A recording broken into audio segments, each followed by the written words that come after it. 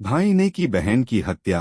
गोरखपुर में एक चौंकाने वाली घटना सामने आई है, जहां भाई ने पैसे के विवाद में अपनी बहन का गला घोंटकर हत्या कर दी। आरोपी भाई ने लाश को बोरे में भरकर बाइक पर ले जाकर गन्ने के खेत में फेंक दिया। पुलिस ने आरोपी को गिरफ्तार कर लिया है। 5 साल के मासूम का अपहरण और हत्या। कानपुर के बर्रा इलाके में 5 साल के एक बच्चे का अपहरण कर हत्या कर दी गई। पुलिस जांच में पता चला है कि पड़ोसी शिवम सक्सेना ने बच्चे का अपहरण किया, जिसकी बुरी नजर बच्चे की मां पर थी। पुलिस ने आरोपी को पकड़कर कार्रवाई शुरू कर दी है।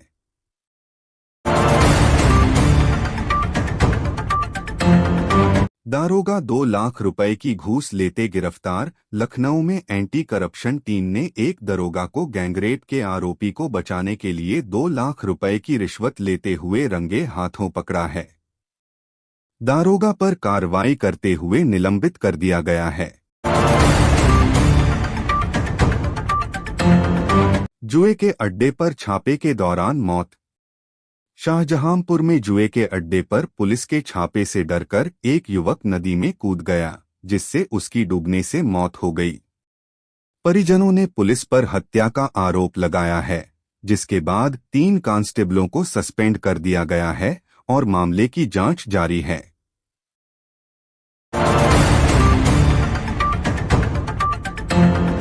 पांच नाबालिग लड़कियों को तस्करी से बचाया। अलीगढ़ रेलवे स्टेशन पर रेलवे पुलिस ने बिहार से दिल्ली तस्करी कर ले जाई जा रही 5 नाबालिग लड़कियों को रेस्क्यू किया है। ये लड़कियां काम दिलाने के बहाने ले जाई जा रही थीं। एक अन्य लड़की को हिरासत में लेकर पूछताछ की जा रही है और बिहार में अपहरण का मुकदमा दर्ज है। मुख्यमंत्री योगी ने रन फॉर यूनिटी को दिखाई हरी झंडी। राष्ट्रीय एकता दिवस के अवसर पर उत्तर प्रदेश के मुख्यमंत्री योगी आदित्यनाथ ने रन फॉर यूनिटी एकता के लिए दौड़ कार्यक्रम को हरी झंडी दिखाई। यह दौड़ सरदार वल्लभ भाई पटेल की जयंती के उपलक्ष्य में आयोजित की गई। मुख्यमंत्री ने इस अवसर पर कहा कि प्रधानमंत्री मोदी की पहल से देश में एकता की एक नई लहर आई है। इस तरह के कार्यक्रम लोगों को राष्ट्रीय एकता और अखंडता के प्रति जागरूक करने में महत्वपूर्ण भूमिका निभाते हैं।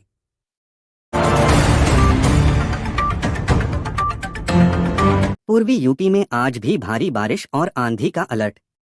मौसम विभाग ने पूर्वी उत्तर प्रदेश के कई जिलों जैसे वाराणसी, मऊ, प्रयागराज, जौनपुर और गाजीपुर में आज भी भारी बारिश का अलर्ट जारी किया है।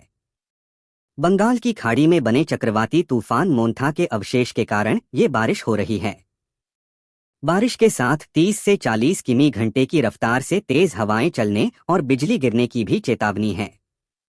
लोगों को सतर्क रहने की सलाह दी गई है।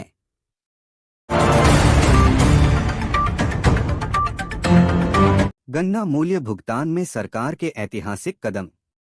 मुख्यमंत्री योगी आदित्यनाथ ने गन्ना किसानों से संवाद करते हुए बताया कि उनकी सरकार ने 2017 से अब तक गन्ना किसानों को 2.90 लाख रुपए करोड़ का रिकॉर्ड भुगतान किया है, जो पिछली सरकारों से 1.42 लाख रुपए करोड़ अधिक है।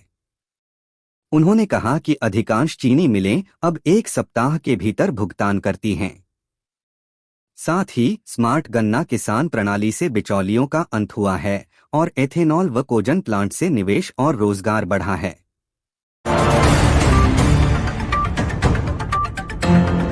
शिक्षक भर्ती खाली पदों का ब्यौरा तैयार करने के निर्देश। उत्तर प्रदेश में बेसिक शिक्षा विभाग के तहत शिक्षकों के लगभग 20,000 पद खाली हैं। निदेशालय ने सभी जिला शिक्षा अधिकारियों को निर्देश दिया है कि वे जल्द से जल्द खाली पदों का सही और संपूर्ण ब्यौरा अधियाचन तैयार करें। यह रिपोर्ट तैयार होने के बाद नई शिक्षक भर्ती प्रक्रिया को आगे बढ़ाने की योजना है। सरकार युवाओं को रोजगार देने के लिए प्रतिबद्ध है।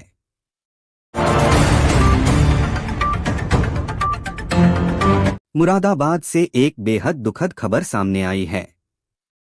यहां एक 5 साल की मासूम बच्ची के साथ 12 साल के लड़के ने गलत काम किया। यह घटना तब सामने आई जब बच्ची की हालत बिगड़ने पर परिवार ने पुलिस में शिकायत दर्ज कराई। पुलिस ने जब जांच शुरू की तो करीब 100 से ज्यादा सीसीटीवी फुटेज खंगाले गए। आखिरकार उन्हीं कैमरों की मदद से आरोपी बच्चे की पहचान हो गई। पुलिस ने उसे पकड़ लिया है और बाल सुधार गृह भेज दिया गया है।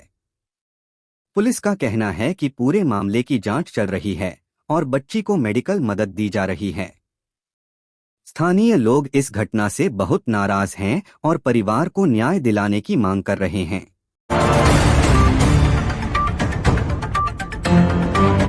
देश के शेयर बाजार में कल के कारोबार में गिरावट देखने को मिली। सेंसेक्स में 465 अंक की कमी हुई और निफ्टी 50 भी 25,800 के नीचे रहा, जिससे निवेशकों में सतर्कता बढ़ी है। चंदौली के एसपी सत्ता के दलाल। सपा सांसद वीरेंद्र सिंह का बड़ा आरोप। चंदौली, उत्तर प्रदेश। चंदौली में मासूम बच्ची की हत्या के मामले ने राजनीतिक रंग ले लिया है। समाजवादी पार्टी के सांसद वीरेंद्र सिंह ने पुलिस प्रशासन और जिला एसपी पर गंभीर आरोप लगाते हुए कहा है कि चंदौली के एसपी सत्ता के दलाल बन चुके हैं। सपा सांसद वीरेंद्र सिंह शुक्रवार को पीड़ित परिवार से मिलने अलीपुर गांव पहुंचे। उन्होंने कहा कि घटना बेहद दुखद है और प्रशासन आरोपियों को बचाने की कोशिश कर रहा है। उन्होंने सवाल उठाया, जब अन्य मामलों में पुलिस तुरंत एनकाउंटर करती है तो इस मामले में आरोपी का एनकाउंटर क्यों नहीं हुआ? क्या वह सत्ताधारी दल से जुड़ा है? भारत को दूसरे टी20 में ऑस्ट्रेलिया से 4 विकेट की करारी शिकस्त। जी हां, भारत और ऑस्ट्रेलिया के बीच खेली जा रही 5 मैचों की टी20 सीरीज के दूसरे मुकाबले में टीम इंडिया को 4 विकेट से हार का सामना करना पड़ा है। मेलबर्न क्रिकेट ग्राउंड में खेले गए इस मैच में ऑस्ट्रेलिया ने भारत के दिए गए 126 रनों के मामूली लक्ष्य को सिर्फ 13.2 ओवर में ही हासिल कर लिया।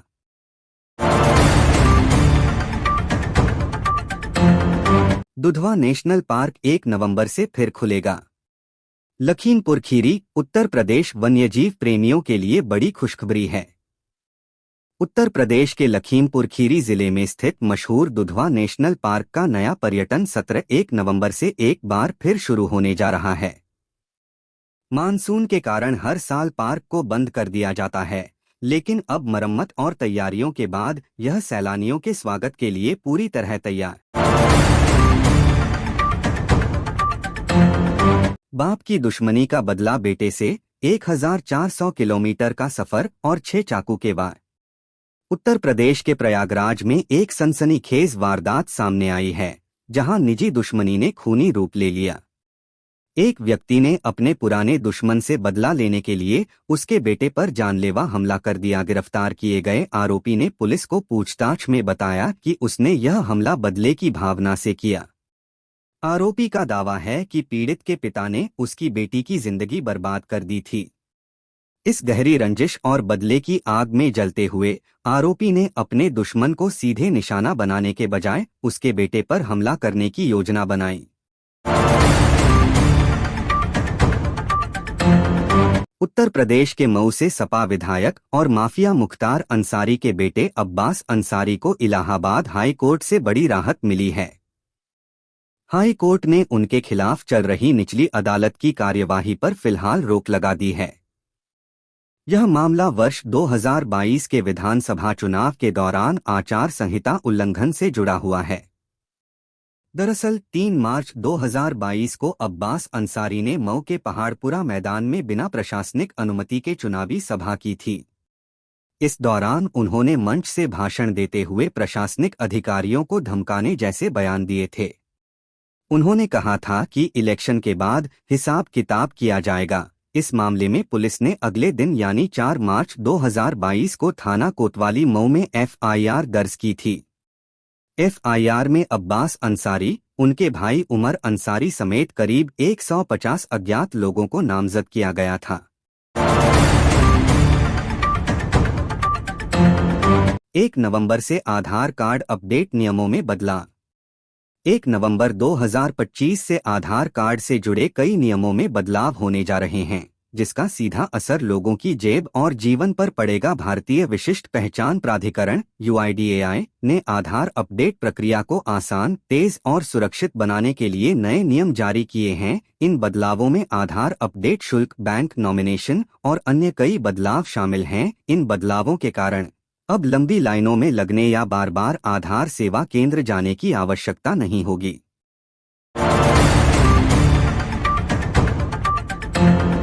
गोरखपुर सांसद रवि किशन को फोन पर जान से मारने की धमकी। गोरखपुर के सांसद और अभिनेता रवि किशन को उनके कार्यालय में फोन पर जान से मारने की धमकी मिलने का मामले ने सनसनी मचा दी है। सांसद के निजी सचिव शिवम द्विवेदी के पास बिहार से कॉल करके एक व्यक्ति ने न केवल अभद्र भाषा का इस्तेमाल किया बल्कि खुलकर कहा, रवि किशन को मैं गोली मार दूंगा, और यह भी कहा कि 4 दिन बाद जब वे बिहार आएंगे तब उनकी जान ले लूंगा। इस फोन कॉल के बाद सांसद कार्यालय में सुरक्षा बढ़ाने की मांग उठी और मामले की शिकायत पुलिस से की गई।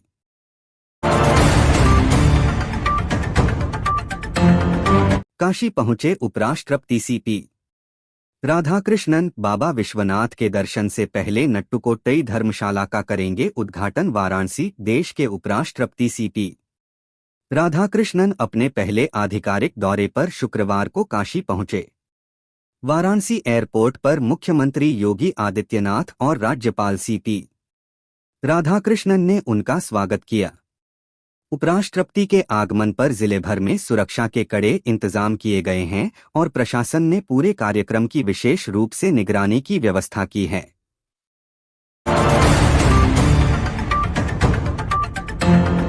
किसानों के लिए बड़ी खबर है। प्रधानमंत्री किसान सम्मान निधि योजना की 21वीं किस्त नवंबर महीने में जारी की जाएगी। प्रधानमंत्री नरेंद्र मोदी इस दौरान देश के करीब 10 करोड़ किसानों के खातों में 2 से 2,000 रुपए की राशि ट्रांसफर करेंगे। इस योजना के तहत किसानों को हर साल कुल 6,000 रुपए की आर्थिक मदद दी जाती है, जो 3 किस्तों में सीधे उनके बैंक खातों में भेजी जाती है। केंद्र सरकार का कहना है कि यह सहायता किसानों को खेती से जुड़े खर्चों को पूरा करने और आर्थिक मजबूती देने के लिए दी जाती है।